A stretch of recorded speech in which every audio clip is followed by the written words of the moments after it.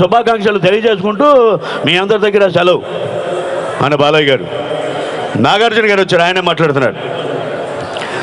Hello, hi, ఎలా ఉన్నారు? మీలో ఎవరు కోటీశ్వరుడు కార్యక్రమం కాదు ఇప్పుడు మనకు కావాల్సింది. మన అమరావతి, మన నీరు, మన మట్టి అని ఇక్కడ మంచి కార్యక్రమాన్ని ఇంత గ్రాండ్గా ఇక్కడ ఏర్పాటు చేసినందుకు నేను మన ముఖ్యమంత్రి గారిని మనస్ఫూర్తిగా అభినందిస్తూ, ఇక మనకి విజయమే. విజయదశమి రోజు ప్రారంభించిన ఈ కార్యక్రమం విజయ పరంపరలో ముందుకెళ్ళాలని మీ అందరి తరఫున నేను కోరుకుంటూ, దీంట్లో భాగస్వాములైన మీ అందరికీ అభినందనలు తెలియజేసుకుంటూ సెలవు తీసుకున్నానండి. Thank you very much.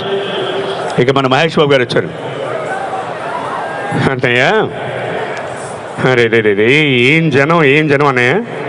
ఏంటిది? చంద్రబాబు నాయుడు గారు డబ్బులు లేవు, రాజధాని ఎలా కడతారని చెప్పి అనుకున్నారు. ఇంతమంది జనం వస్తారని చెప్పి ఎవరు అనుకోలేదనే. చాలామంది కొళ్ళుకుంటున్నారు, రావడానికి ఇష్టపడలేదు.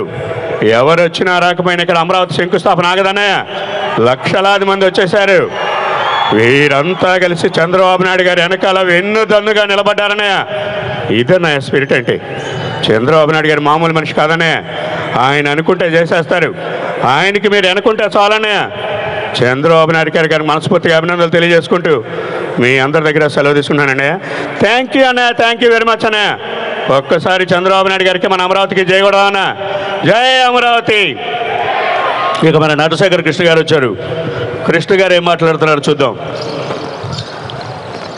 ఈ రోజున ఇంత వైభోగంగా లక్షలాది మంది ప్రజల నడుమున రైతుల యొక్క మంచి మనసుతో రైతులంతా భూమి స్వచ్ఛందంగా ఈ రోజునిచ్చి మన అమరావతి చరిత్రలో నిలిచిపోయే విధంగా ఇంత మంచి అమరావతిని నిర్మించుకోవడానికి దోహదపడి ఈ కార్యక్రమంలో సమిధులైన ప్రతి ఒక్క రైతన్నని మనస్ఫూర్తిగా అభినందిస్తూ, ఇలాంటి కార్యక్రమం చేయగలిగిన సత్తా మన చంద్రబాబు నాయుడు గారికి ఉందని మీ అందరికీ మరొకసారి తెలియజేసుకుంటూ, ఈ కార్యక్రమంలో పాల్పంచుకున్న మీ అందరికీ మనస్ఫూర్తిగా విజయదశమి శుభాకాంక్షలు. అందరికీ నమస్కారం. సెలవు.